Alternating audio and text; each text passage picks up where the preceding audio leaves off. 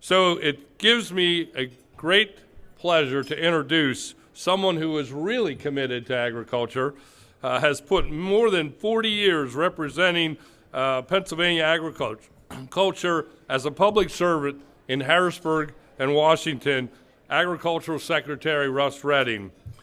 His contributions to agriculture cannot be overstated, as he is a true friend to the Pennsylvania Farm Bureau. Over the years, we have built a strong relationship with him, and we deeply appreciate his leadership and his commitment to the industry. Farm Bureau members, it's my pleasure to introduce the 27th Secretary of Agriculture for the Commonwealth of Pennsylvania, Russell Redding. Very kind introduction. Thank you.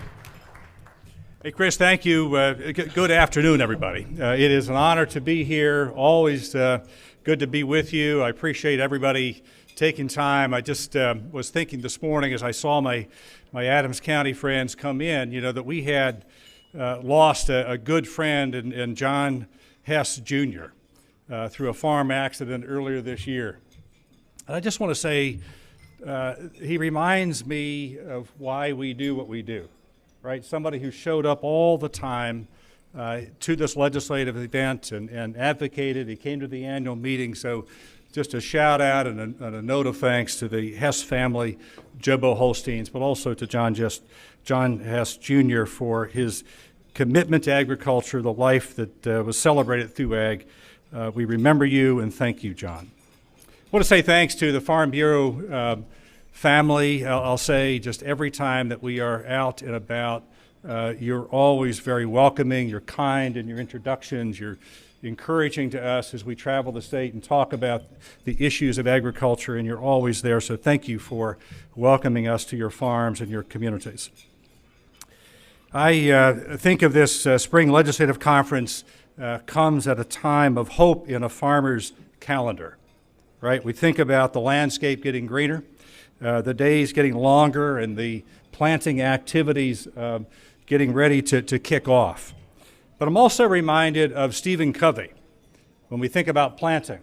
He's got this management quote that I use, management principle that I use often, and it's very simple. It's about the law of the farm, right? And you think about the things that we do. It's very simple. First you plant, and then you harvest, right? And that is an important reminder to all of us in the work that we do.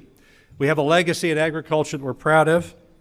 We carry the distinction of being the first, and in some cases the only, in the things that we do. And we're a leader among sectors and accomplishments. In preserved farms, #1 in the nation. We think about the young farmers under the age of 35, more in PA than any other place in the nation. We're a leader in dairy and livestock and poultry. We top the state in direct-to-consumer sales as well. But like crops or new additions to the herd or flock, these accomplishments did not just happen. We planted, we cultivated, we nurtured, we grew, and we reaped. It was the voices of the farmers who changed the trajectory on the Chesapeake Bay, resulting in the best report in 20 years in our work for the Chesapeake Bay. It's the partnership with industry that has driven our high-path AI response and recovery. The PA Farm Bill continues to make us in Pennsylvania better. It was the farmers who provided the food to our food system and our charitable food system. You told us we needed an animal health lab in western Pennsylvania. It's our farmers who push for progress through the nation's only Ag Innovation Fund, balancing sustainability and production. You helped us plan what to plant so we could have a bountiful harvest. But there's more planning to do. We look forward to that state where we continue to make those investments. We plan and plant and harvest. I'm encouraged every day by Governor Shapiro and the vision that he has laid out in the economic strategy, the economic vision for Pennsylvania, with ag at the center, by the way. And the governor has worked energetically with the General Assembly and partners to bring this strategy to life, to lay down the foundation of actions and investments. I've been with the governor many times, and I know a few things to be true. He's competitive. He believes in the future of Pennsylvania that runs right through our farms. He's not just concerned about this generation, but it's the next and the one after. So while accomplishments in history are remarkable, he's not complacent with just standing still. He'll text me early in the morning to say, "Did you read this? What do you think about this issue?" Fill in the blank. He reaches out to our state veterinarian on Christmas Eve when we're responding to high-path AI. He specifically asked for the Pennsylvania Farm Bureau to attend events. Just ask Chris. He's asking questions and eager to be in the field and in the barns to hear what you have to say about Pennsylvania and Pennsylvania agriculture. The governor's commitment to agriculture we have seen many times, beginning as Attorney General in his work with Acre and his amplified and steadfast commitment as governor. So we have a chance to welcome the governor. I'm always honored to be with him, he encourages us. He is an advocate for us. We've seen his commitment through the actions of high-path AI, ag innovation, our charitable food system, and the federal advocacy on issues around trade. I'm honored to serve with the governor every day, whose vision for agriculture is one of prosperity and one of partnerships, a vision that is Pennsylvania. It's my honor to welcome Governor Shapiro today. Governor?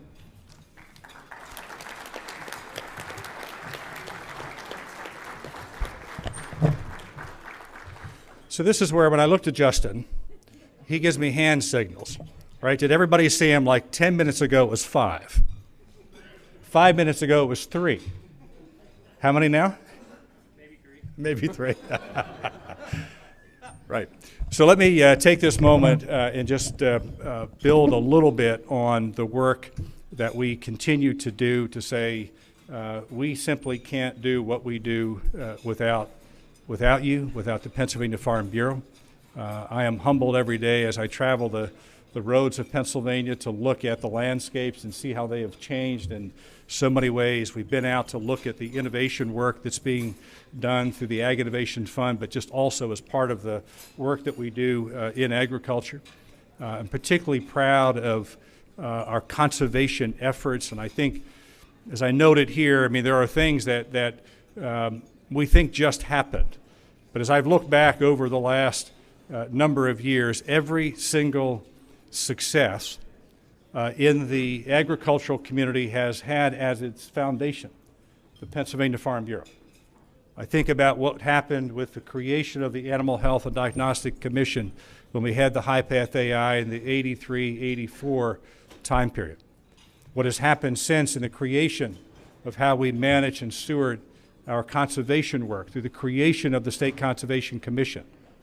When we think about the PADLS system, the Animal Health and Diagnostic System that we have created in Pennsylvania, right? We're proud of linking our land-grant university with the veterinary medical school at Penn Vet, with the diagnostic lab in Harrisburg. But we also know, as I noted, we needed something west of I-99, right? It never felt right as we traveled west. How many folks here are from the western parts of Pennsylvania, from the western side? Yeah. A really, really important and big part of Pennsylvania agriculture. But it never felt right not to have access to animal health laboratory services. It's been talked about for years. The governor, I'm sure, will expound upon this, but to say that we're really proud to now, for the first time, to have an animal health lab in the western part of Pennsylvania. It's coming online. It'll be in Beaver County at the Penn State campus, and we'll have the full service that we have at the other 3 labs available to the farms and the animal community, if you will, in the western part of the state for the very first time. That didn't happen without a lot of advocacy and the voices of Farm Bureau to make that happen. We also know that the work that we continue to do in innovation continues to transform what Pennsylvania looks like, right? In the very first edition of the Innovation Fund, which is conceived by, in the research fund, you sort of identify solutions. Through the innovation fund, you fund those solutions. And it's really been fun to sort of see what has happened across Pennsylvania, to see the innovation that we saw last week at Metzler Wood Products, to see things that are happening all the time across Pennsylvania. So we're proud of that. Again, the advocacy of Pennsylvania Farm Bureau, very, very much appreciated. And then to sort of close out to say that we have really appreciated the relationship with Farm Bureau and the Positively Pennsylvania magazine and the work that you did. I'll look at Will and David and the folks who wrote that, and we're honored, my wife and I, to say thank you for recognizing our family, recognizing the work that we have done across Pennsylvania as a family, as proud Farm Bureau members as well. But to recognize us with the Distinguished Service Award last November, very humbling, very grateful, and we thank you for that. All of the invitations that now come to the department of inviting me to things for Farm Bureau events, they also put a PS on the bottom inviting Nina, right? So I know that she had an impact at the annual meeting. So let us pause for a moment, right? Still getting the 2-minute sign. Let's pause, and I'll come back up and introduce the governor when he arrives. Thank you.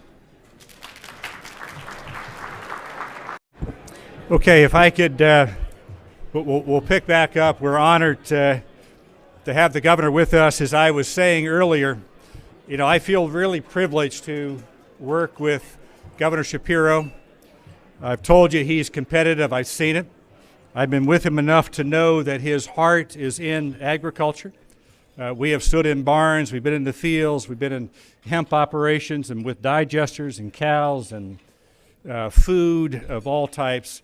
And every time it resonates with me that this is a guy who sees Pennsylvania's future in agriculture in Pennsylvania's future. He's out there, he's advocating, he's been a really wonderful voice for what we've done so far. But back to my theme about planting and harvesting. First, you got to plant before you harvest. We planted some really, really important work 2 years ago. That work continues. We see it in the Innovation Fund, we see it in the Western Lab, we see it in the things that we're doing, but there's more planting to do, right? And we'll see that inside of the economic development strategy, which the governor will talk about. But I'm honored to be with him, honored to serve. I appreciate his vision for Pennsylvania. He has been kind in his work of that we have done. I've appreciated that on his very first days, he came to the vet lab at the Department of Agriculture to say thank you to the workers that were in the animal health and diagnostic lab for the work that they did. And in that one move, it sort of told a story for me that at the end of the day, the people that work with us and for us and the appreciation for that can always be recognized with supervisors. But it's rarely recognized by governors to walk into a lab and do that.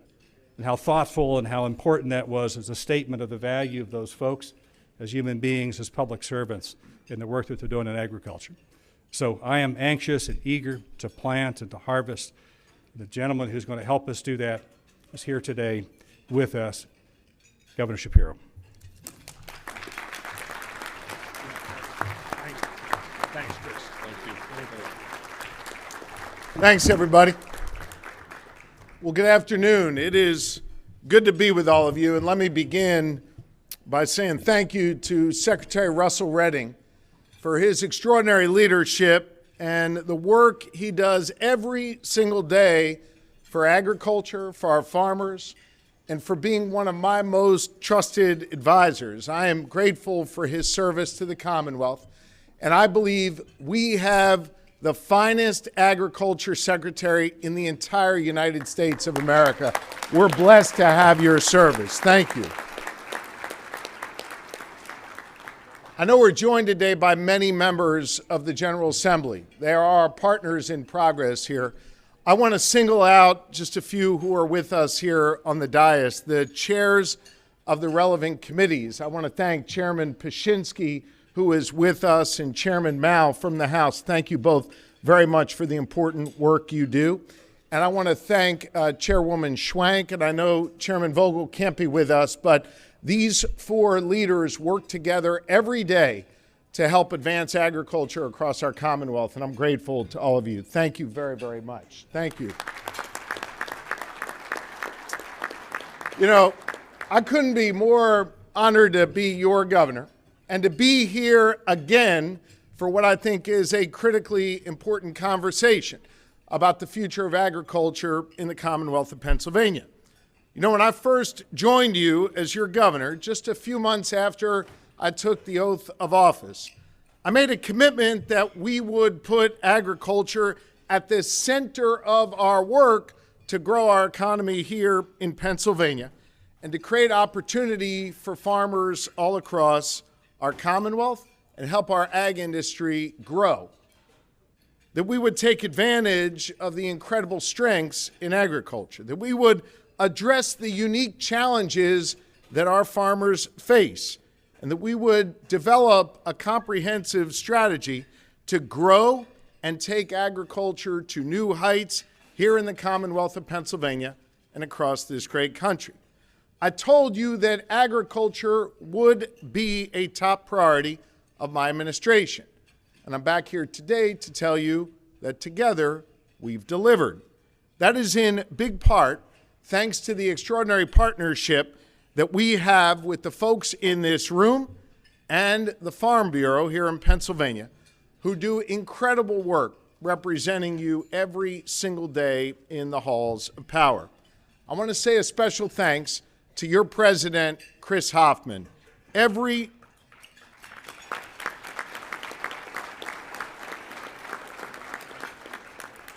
want you to know that Chris has become a special advisor to us. We seek his counsel. We listen to his input. As we think about our strategy on agriculture, Chris has a seat at the table. And by Chris having that seat at the table, each and every one of you are being heard in our administration. We are better off in Pennsylvania thanks to Chris Hoffman's service and thanks to the work of the Pennsylvania Farm Bureau. Chris, thank you very, very much. Appreciate you. Thank you. You know, as governor, I've spent a whole lot of time visiting your farms. I've spent a whole lot of time really listening and learning from each of you. I've kept those experiences front of mind as we've worked together to get stuff done for agriculture. It was thanks to those conversations, to listening to all of you, that just about a year and a half ago, we unveiled the Commonwealth's first economic development strategy in more than 20 years. A targeted plan that for the first time puts agriculture right at the center of our Commonwealth's work about economic development. Our economic development strategy is no longer limited to the high-rises in our big cities or the sprawling suburban office parks. Now our economic development strategy also runs right through Pennsylvania's farmlands. We, of course, know that Pennsylvania is home to over 53,000 farms and an especially high number of small and mid-sized family farms, farms that have been passed down from generation to generation. We're proud of that legacy. We are proud of that history, but we always have an eye on the future. We understand how agriculture is such big business. 600,000 of our fellow Pennsylvanians work in agriculture. It contributes $132 billion to our state's economy. To ignore that, to leave that on the sidelines of any economic development conversation, is not only disrespectful to our farmers, but it doesn't make sense economically. That's why over the past 2 years, we've made meaningful investments to help our farmers get ahead and to help you address some of the biggest challenges that I know you face. In just my first 2 years, working with our partners in the legislature on a bipartisan basis, we fully funded the PA Farm Bill, funding critical initiatives that help young people connect to ag, from dairy herd management apprenticeships to the urban ag programs in our schools, showing young people that a future in our farms is a future that can be bright. Funding that connects our farmers to local schools to put fresh Pennsylvania produce in students' hands, helping farmers improve soil health and water quality on the land that they steward, and a whole lot more. On top of that, we opened up a brand new organic center of excellence that is supporting Pennsylvania's strong organic farm and food business, a new center of plant excellence, helping drive new research and innovation and business growth to ensure we remain a national leader in the green industry. And we expanded PA Preferred to be able to offer marketing grants to help our farmers and food businesses find new markets and new customers. I want you to know Pennsylvania is already number 2 in direct-to-consumer sales. We're number 3 in the nation for organic sales, with more than $1 billion in organic sales every year. But hear me on this, I don't want to settle for second or third place. I'm competitive as hell. I want us to be first in everything. And I believe working together, we can be. That's why I'm serious when I say we need to give our farmers the same access to capital that we would give a startup in another industry, be it life sciences or energy or anything in between. Because if we really want to lead as a Commonwealth, we have got to empower our farmers who want to embrace the latest technologies to produce more crops more quickly and harvest the newest advancements in animal ag. You know, when I was campaigning for this job more than 2 years ago, something I heard over and over again from our farmers was that they needed more capital to be able to invest back in their farms. They wanted to adopt the latest technologies to increase output, but they needed just a little bit of help. So last year, we came together, Democrats and Republicans alike, to create the brand new Ag Innovation Fund in Pennsylvania, putting $10 million in farmers and ag producers' hands in the form of grants and loans and technical assistance to help them go out and buy new equipment, incorporate new technology that will enable them to work more quickly and more efficiently. This fund is a game changer for farmers who want to bring cutting-edge tech to their operations, and we are now leading the way on the first in the nation Ag Innovation Fund that's having a real impact. You know, when we sought out applicants, when the Secretary sought out applicants for the first round of these innovation grants, we received 159 applications requesting $70 million in funding. Remember, the initial fund was $10 million, and we received $70 million worth of quality requests. So in this year's budget, I have asked lawmakers of both parties to approve an additional $15 million for ag innovation, bringing our total investment in this important space to $25 million for our farmers. But listen, giving farmers more access to capital, well, that's only one part of solving the problem. We also need to move at the speed of farming and keep up with the pace that you set every single day on your farms. I know farmers need to move more quickly to begin production and get their product to market. I know in the past, government could sometimes slow you down in that process, but we've already made real progress on that front in moving a whole lot quicker and working in partnership with all of you as opposed to in opposition. Let me give you just a few examples. We're proud of the permitting reform that we've done in this state and proud of the progress that we've made, and we're now a national leader in that space. At the Department of Agriculture, food establishment renewals have seen an 88% decrease in processing times. And since I took office, Ag has processed more than 75,000 permits, licenses, and certifications in 70% less time than they did back in 2022. I want to thank Secretary Redding and his extraordinary team at the Department of Agriculture for their great work in this space. Please put your hands together for them. They're making great progress. Those are just two examples of many at how we are moving at the speed of farming. We're moving more quickly, getting farmers the answers they deserve, and we are, of course, again, investing in ag and ag innovation. So as we continue to invest in our farmers, we'll also continue to have your backs in the face of real serious challenges. 2 years in a row, in both of my first two budgets, we delivered tens of millions of dollars for our state's high-path avian influenza recovery fund to support farmers whose flocks were wiped out. We are the only state in the nation with this type of dedicated funding to help our poultry farmers get back up on their feet. We also, importantly, want to stop the spread of diseases across our farms. I'm proud that we came together to fund the opening of a new state laboratory in Beaver County in western Pennsylvania to expand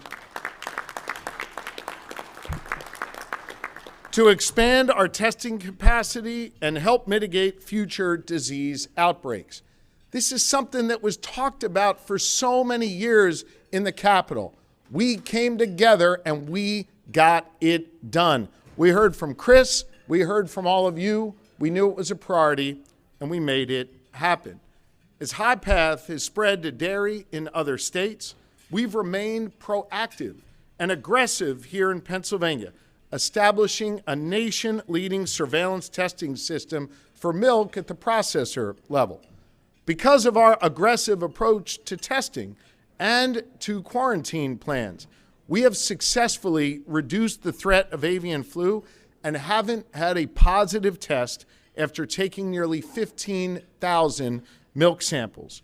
In the last 5 years, since we've had a statewide recovery fund, we've only had to spend $13 million to help our poultry producers cover the costs they incurred in responding to outbreaks on their farms, which leaves us today, this is an important number for you to know, it leaves us today with $61 million in our high-path avian influenza fund to be able to support our farmers, more than enough to meet the needs of our poultry farmers and see them through this crisis. But hear me on this. Should we need more, you have my word, I will be there to make sure our poultry farmers have what they need to get back up on their feet. Again, we are the only state that had the vision to create this fund, and we've got $61 million in the fund should you need it. Look, I also recognize this is not something that we can fight alone here in Pennsylvania. It's why I work closely with my fellow governors, especially in our neighboring states, and why Pennsylvania has always depended on a critical partnership with the federal government when it comes to responding to the avian flu and much more. Despite all the change in Washington, our administration remains actively engaged with the U.S. Department of Agriculture and our congressional delegation to secure resources and assistance that our farmers need. I recently met, together with Secretary Redding, with United States Department of Agriculture Secretary Rollins in her office in Washington, D.C., to talk about how we can continue to work together to address avian flu. And it is my hope that this partnership will continue. But in the rare cases where the federal government goes back on their word to our farmers, I'll be prepared to step up and defend our farmers and defend our agriculture sector.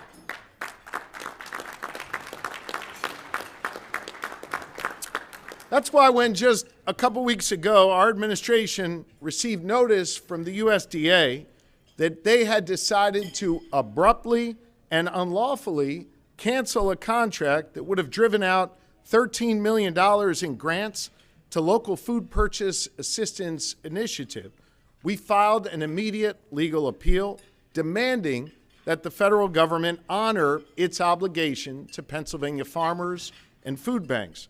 I want to thank Chris Hoffman for joining me at the Central Pennsylvania Food Bank a couple weeks ago when we announced that intent to appeal, where he lent his voice to advocate for farmers who are losing out because of this decision.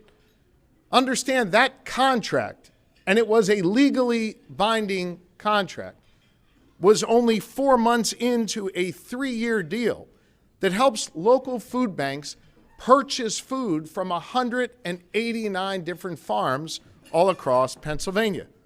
We keep every dollar we get from the federal government here in Pennsylvania. It's for Pennsylvania food banks and Pennsylvania farmers. And it's a virtuous cycle, and it's been enormously successful over the last several years. For many of those 189 farmers, that represented 10 to 15% of their entire market. It had a devastating impact when they learned that that funding was going to be unlawfully stopped. Not to mention the hungry folks who go to bed without food from a local food bank that they need.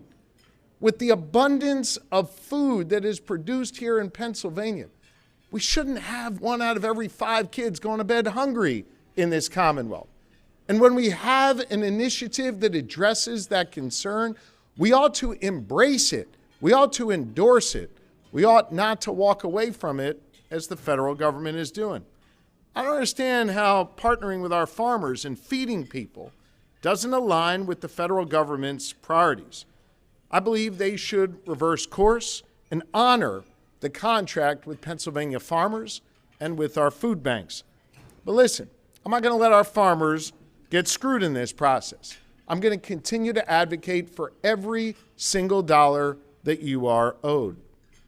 I'm also mindful that farmers are facing an even bigger threat right now. The losses that are likely to come, the uncertainty that is already here as global markets are roiled by the president's tariffs. Last week, the federal government, I believe, imposed reckless and dangerous across-the-board tariffs on our trading partners that threaten the markets that I know you have worked so hard to build. Pennsylvania farmers and our ag sector, well, you probably understand this better than nearly any other market out there. A tariff, of course, is a tax by another name. It increases the price of goods for consumers and suppliers. So when other nations like Mexico and others retaliate against our tariffs, that raises prices for Pennsylvania products abroad. As a result, our farmers lose market share and your sales suffer. Understand, this is not theoretical, and this is not some political statement. This is the reality, and you've already lived through it. Let's go back to 2018, when the same president imposed really modest tariffs compared to what he's imposed today. You all remember what happened then. The first Trump administration was forced to make $27 billion in payments for lost income to farmers in Pennsylvania and all across the United States. All of the tariffs that were raised back then went to paying farmers for lost market share. Think about that. The last time around they did this, farmers suffered. You all know that. And as a result of that, every dollar they raised had to go back to paying farmers for lost market share. And also, once we lose a market, and I've seen this sadly play out too many times with our farmers, it's not guaranteed that farmers will get that money back or get that market back. Let me give you a concrete example of that here in Pennsylvania. Pennsylvania exports $4 billion in agriculture products and goods, and we are, of course, the top exporter of hardwoods and forest products in the entire country. We should be proud of that. The tariffs that were put in place back in 2018 resulted in the loss of over $1 billion in sales every year for the American hardwood industry. Pennsylvania was particularly hard hit. And still to this day, nearly 7 years later, the industry has not made up for those losses the first time around. They lost market share back then and haven't gotten it back. domestic production of hardwood lumber has declined by 50% since 2017. And that means fewer jobs in the hardwood industry here at home in Pennsylvania. Just last week, I was with Secretary Redding at Metzler Forest Products in Mifflin County, a wonderful place doing great business. Well, I know Metzler sells most of their products domestically. Tariffs have roiled our domestic markets because of the uncertainty those tariffs create. I'm worried about them. I'm also worried about our dairy farmers, who, as you know, export more than $170 million of dairy products here every year to Mexico, more than any other country in the world. Your products will cost more to sell there, and so as a result of that, Mexicans are likely to buy less, or that market will be shut off to many of our dairy farmers. I know these tariffs are going to make it harder for our farmers to get by, and I want you to know I'm going to continue to stand up and speak out against it and have your back. You know, for all of the talk about bringing companies and industries back to the United States, our farmers are already here. They're already doing business in this Commonwealth and in this country. And I believe they are being unnecessarily hurt by these trade wars. I don't know why the federal government is doing this to our ag community, but I want you to know that here in Pennsylvania, we give a damn about our farmers. We give a damn about our ag community, and we are going to continue to stand up for you. Instead of harming you, we're going to invest in you. We're going to make sure there are more dollars appropriated to support you. We're going to make sure we continue to move at the speed of farming here in Pennsylvania. We're going to continue to build on our successful Ag Innovation Fund. We're going to continue to support Penn State's College of Ag Sciences. We're going to continue to make it easier for groups of farmers to come together and to buy in on a common methane digester so they can generate energy to run their farms and their neighboring communities. We're going to cut red tape so farmers can move more quickly. Our administration is all in on your success today and well into the future. We're going to continue to invest, and I want you to know I'm going to continue to listen. I want to say thank you to Chris for having me today, but I want to say a special thank you to all of you who have invited me to your farms, who have helped us listen and learn and ultimately turn that into real action. Action that's been driven by the lawmakers up here and sitting out there, where we work together in a bipartisan manner to try and get the job done for all of you. I believe that there are few things more noble in life than feeding our fellow Pennsylvanians, than feeding our neighbors. It's the Lord's work that you're doing every single day in your farms and in your businesses. And I came today to say a sincere thank you. I appreciate you all very much. Pennsylvanians appreciate you very much, and I'm going to continue to have your back. Thank you all. God bless you. Appreciate you very much. Thank you. Thank you. Thanks, Chris. Thank you for having me. You got it. Let's stay together on all this stuff.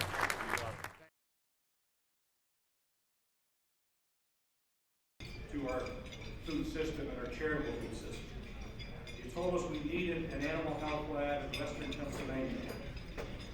It's our farmers who push for progress to the nation's only ag. It's really been an honor to see what has happened across Pennsylvania, to see the innovation that's so illustrated in this way, good products, to see things that are happening all the time.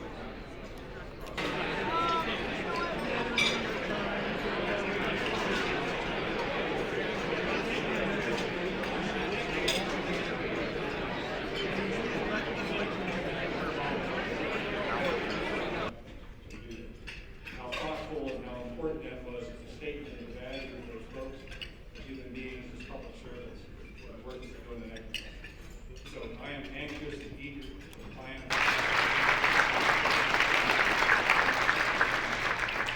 I want you to know that Chris has become a special advisor to us. We seek his counsel. We listen to his input as we think about our strategy on agriculture. About a year and a half ago, we unveiled the Commonwealth's first economic development strategy in more than 20 years. A targeted plan that for the first time puts agriculture right at the center of our Commonwealth's work about economic development. Our economic development on a bipartisan basis. We fully funded the PA Farm Bill, funding critical initiatives that help young people connect to ag, from dairy herd management apprenticeships to the urban ag programs and Center of Excellence that is supporting Pennsylvania's strong organic farm and food business. A new center of plant excellence, helping drive new research and innovation and business growth to ensure we remain a national leader in the green industry. And we expanded PA Preferred to be able to offer marketing grants to help our farmers lead as a Commonwealth. We have got to empower our farmers who want to embrace the latest tech hands in the form of grants and loans and technical assistance to help them go out and buy new equipment, incorporate new technology to market. I know in the past, government could sometimes slow you down in that process. But we've already made real progress on that front, moving a whole lot quicker and working in partnership with all of you as opposed to in opposition. Let me give you just a few examples. We're proud of the